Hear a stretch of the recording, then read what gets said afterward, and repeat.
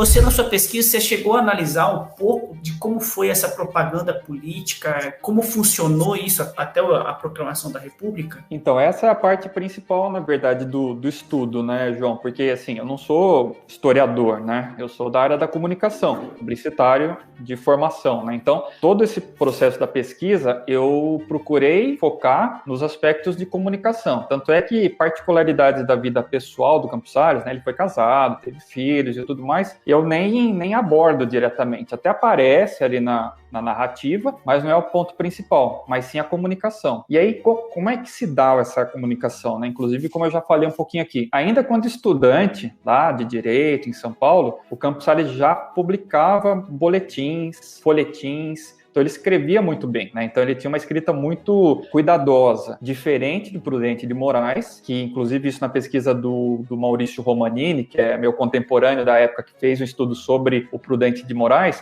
tinha uma linguagem completamente diferente. O Prudente de Moraes sempre foi muito mais grosseirão, sabe? Assim, um jeito de dar errado. Eu tenho inclusive cartas trocadas, né? Na pesquisa que eu fiz em Itu, né? No Museu Republicano lá de Itu, que tem muita coisa rica lá do ponto de vista de registros, manuscritos, né? Trocas de correspondência entre essas personalidades. Então lá eu encontrei cartas trocadas entre Campos Salles e Prudente de Moraes. E a escrita do Prudente de Moraes é uma coisa assim tão brucutu, sabe? Uma coisa sem cuidado estético, sem muita preocupação com a linguagem. E por outro lado, do Campos Salles era uma escrita assim culta, uma linguagem bem mais cuidadosa, né? E é por conta disso que daí ele vai, inclusive, ser um dos fundadores do que se tornou o Estado de São Paulo, né? O jornal, que ele participa da fundação. E além disso, a questão da comunicação dele com relação aos seus apoiadores, a toda a sua facilidade de articulação do uso com as palavras, que ele tinha essa habilidade, tanto na fala quanto na escrita. Então ele produziu muitos artigos. Eu tenho inclusive marcado aqui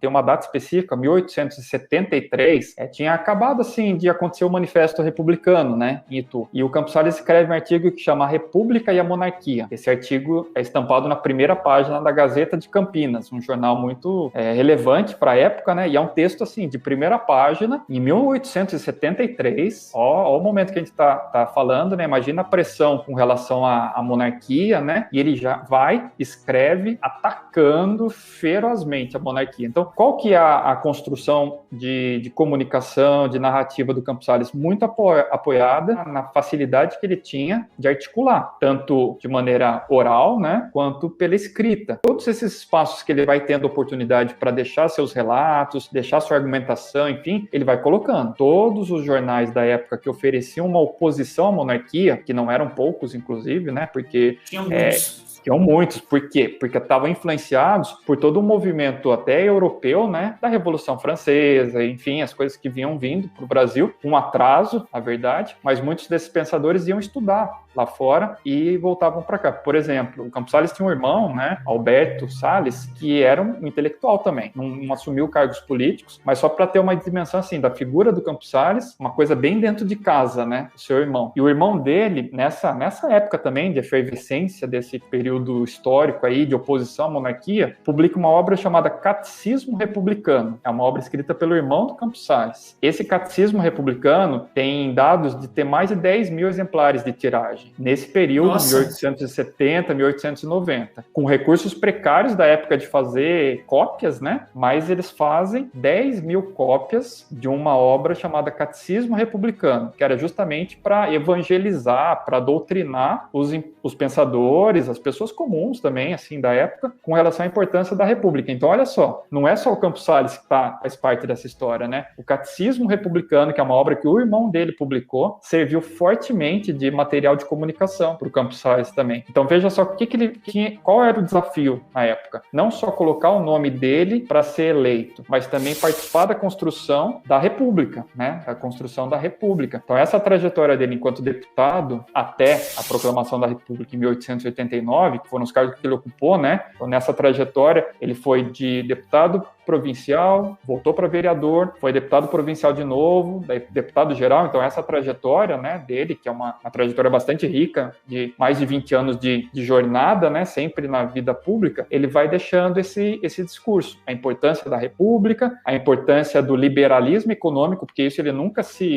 abriu mão, né, do pensamento liberal do ponto de vista econômico, mas da ideologia positivista, que dava um pensamento completamente diferente de progresso, pensamento positivista da época, um pensamento de progresso, que é o que está na bandeira nossa, né, ordem e progresso. Mas veja só que não é qualquer tipo de progresso que os positivistas pregavam, era um progresso ordenado, por isso que é um lema muito próprio das Forças Armadas. De cima para baixo. Exatamente. De cima para baixo. Interessante que aqui eu vou mexer numa casquinha de ferida.